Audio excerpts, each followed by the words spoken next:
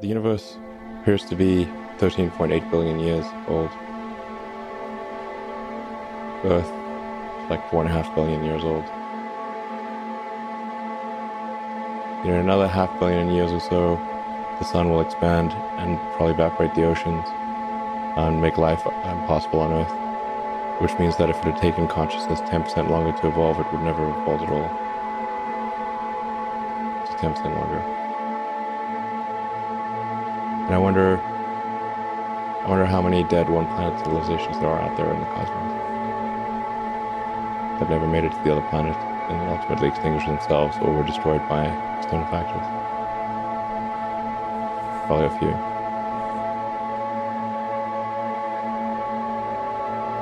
Look again at that dot. That's here. That's home. That's us. On it, everyone you love, everyone you know, everyone you've ever heard of, every human being who ever was, lived out their lives. The aggregate of our joy and suffering, thousands of competent religions, ideologies, and economic doctrines, every hunter and forager, every hero and coward, every creator and destroyer of civilization, every king and peasant, every young couple in love, every mother and father, hopeful child, inventor and explorer, every teacher of morals, every corrupt politician, every superstar, every supreme leader, every saint and sinner in the history of our species lived there, on a mote of dust suspended in a sunbeam. Our planet is a lonely speck in the great enveloping cosmic dark. In our obscurity, in all this vastness, there is no hint that help will come from elsewhere to save us from ourselves. The Earth is the only world known so far to harbor life. There is nowhere else, at least in the near future, to which our species could migrate. This is not true. There are really two fundamental paths. History is going to bifurcate along two directions.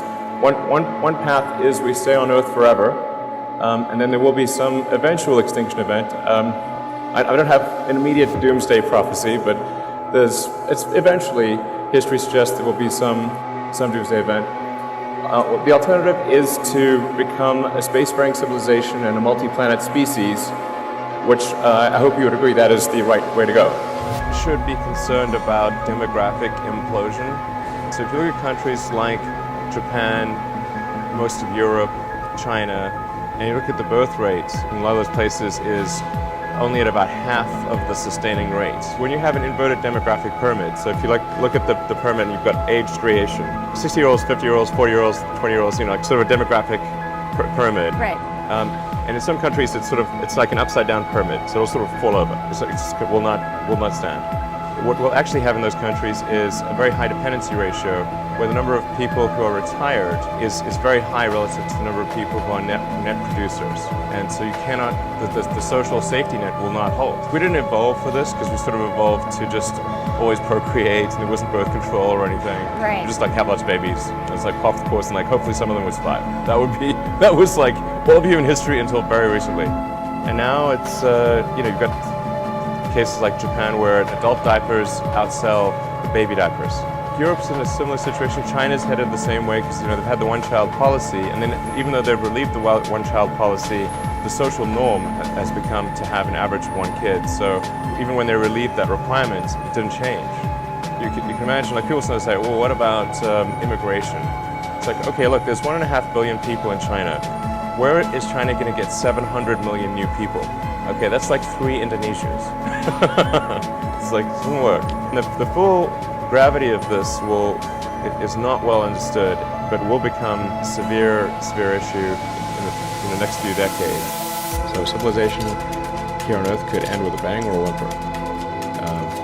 But it could also be like a whole series of things. Like what killed the dinosaurs? Well, it wasn't just one thing. Right. There was like a whole bunch of things happened in a row. They could have taken any one of those things. They had like 3 things happen, and no dinosaurs. If the species is going to survive, Yeah. we kind of have to escape. It's mostly about the species. I mean, there have been some real doozies of like massive meteors and super volcanoes, and continents moved all over the place, and Earth's been a snowball and super hot. If you read like the geological history of Earth, it's like very long and complicated. So And then there have been so many extinction events, not like just a few. Galactic timescale, even with sublight travel, you could absolutely colonize the whole galaxy, even some of the neighboring galaxies. Could you colonize the galaxy in a million years? Absolutely, the entire galaxy. Why do we need to build a city on Mars with 1 million people on it? Yeah, I think it's important to have a future that is inspiring and appealing. I mean, I just think that there have to be reasons that you get up in the morning and you want to live. Like, why do you want to live? What's the point? What inspires you? What do you love about the future? And if we're not out there, if the future does not include being out there among the stars and being a multi-planet species, I find that it's incredibly depressing if that's not the future that we're going to have. If you look at the progress in space, in 1969 we were able to send somebody to the moon. 1969. Then we had the space shuttle. The space shuttle could only take people to low Earth orbit. Then the space shuttle retired, and the United States could take no one to orbit. So that's the trend. The trend is like down to nothing. This is not.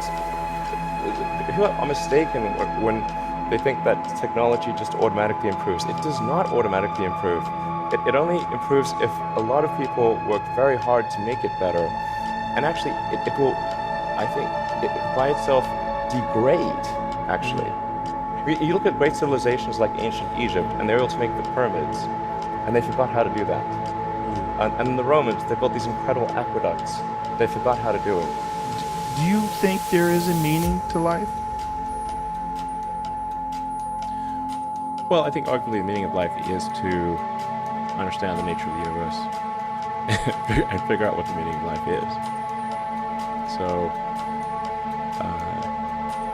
like I said, I think we don't quite know the right question to ask.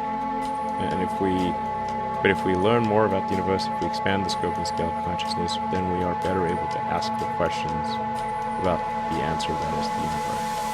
I mean, I think being a multi-planet species and being out there among the stars is important for the long-term survival of humanity, and that's one reason, kind of like life insurance for life collectively, life as we know it. But then the part that I find personally most motivating is that it creates a sense of adventure, and it makes people excited about the future.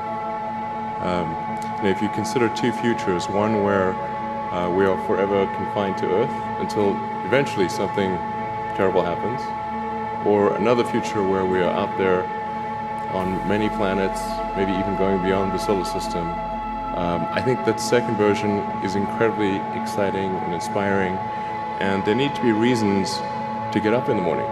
You know, life can't just be about solving problems. Otherwise, what's the point?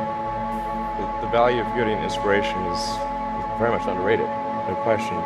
But I want to be clear, I'm not trying to be anyone's savior. That is not the... I'm just trying to think about the future and not be sad.